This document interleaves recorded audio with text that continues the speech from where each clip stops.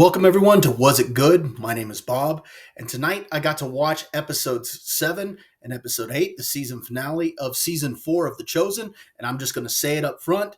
These episodes were good. There was some things that were a little different in them from what I expected, but I thought that was actually a good thing when I saw these episodes. Overall, I thought these episodes were great, so let's get into them. Episode 7 picks up right where episode 6 left off. And throughout episode 7 and 8, we begin to see the seeds of betrayal being sown, as well as the consequences of the violent opposition to Jesus's message. There's several different plot points I think that were interesting throughout these particular episodes.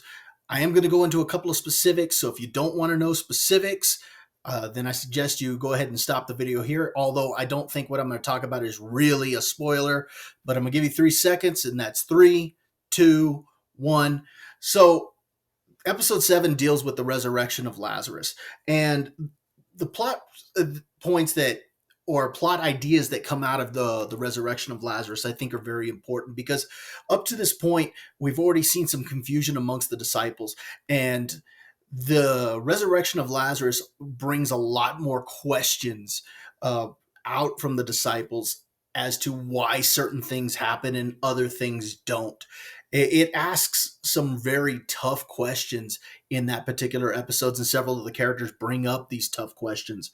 Also, in these particular episodes, we see a lot of political drama that's beginning to unfold as far as how the religious leaders are wanting to do away with Jesus again. Not really a spoiler if you've read the Bible, but we see the political drama amongst the Romans and amongst the religious leadership. And ultimately, it all builds up from the resurrection of Lazarus, which has consequences for both the negative and the positive, all building up towards the triumphal entry and the Holy Week, which was where this particular season will lead off, building up into season 5. Overall, I thought the plot was very good for these episodes. The acting continues to be one of the highlights of this show, and these episodes were no different.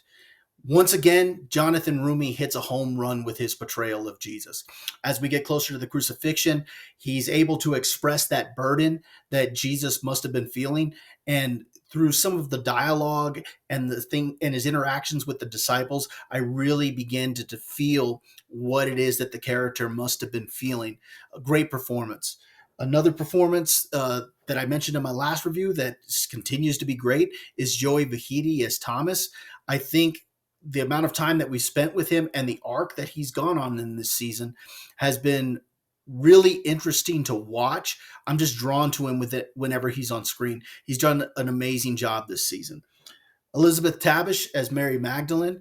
She's been great throughout the whole show, but specifically, there's one particular scene where she and Jordan Walker Ross, who plays Little James, got to play off of each other, and I thought both of them really shined. And this was a scene that took place in episode 7 that it just kind of got me. I don't know why. I just really liked that scene, and both her as Mary Magdalene and Ross as Little James, the two of them I thought really came through in episode 7 in particular.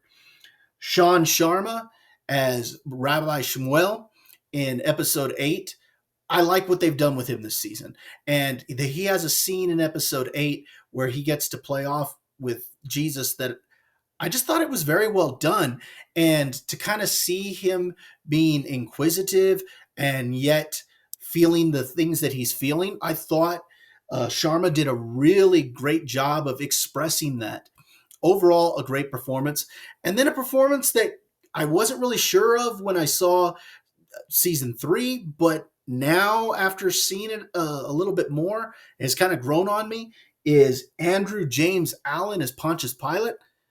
I wasn't quite sure what I thought about a younger Pilate, or at least the appearance of a younger Pilate, but he kind of grew on me, and I kind of liked him in episode 8. And I don't want to say that he's almost naive, but there's just something about his portrayal that to me it seems like he's almost unsure of himself, yet he's got a cockiness about him. overall, I liked the performance. Acting, like I said, continues to be great, and I'm sure it's going to be great as we go forward. I got to give a shout out to Dallas Jenkins. The directing for season 4, I think, was top notch. If you look at the directing in season 1 as opposed to right now, I think he's on top of his game. I'm not saying it was bad in season 1. I'm just saying it's improved that much more.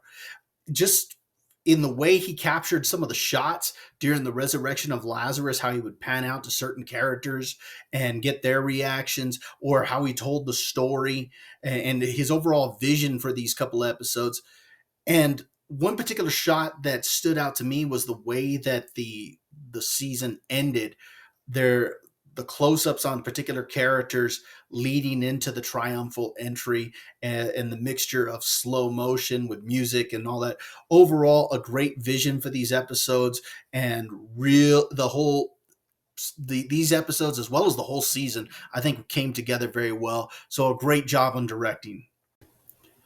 I found these episodes and this season as a whole, from an entertainment standpoint, to be extremely entertaining. This whole show has had me hooked since the moment I saw it. Now, this particular season is very different than some of the past seasons, which had more happy-go-lucky moments. But this season, I felt, really challenged our characters, as well as it challenged me and many others as viewers. It took you to places that the previous seasons hadn't taken you before, and it really pulled at your heartstrings in ways that the other seasons hadn't done. Overall, I thought this was the strongest season of The Chosen. I thought it was a good finale. I thought they really stuck the landing. And overall, I was extremely pleased with season 4. But maybe you saw season 4 in the theaters and you didn't like it. I'd like to hear from you as to why you didn't like it. Why don't you go ahead and leave a comment in the comments section below? That's okay if we disagree. All I ask is that when you leave a comment, let's not be disagreeable with one another. If you like the video, go ahead and hit that like button, share the video, subscribe to the channel, and we'll see you next time.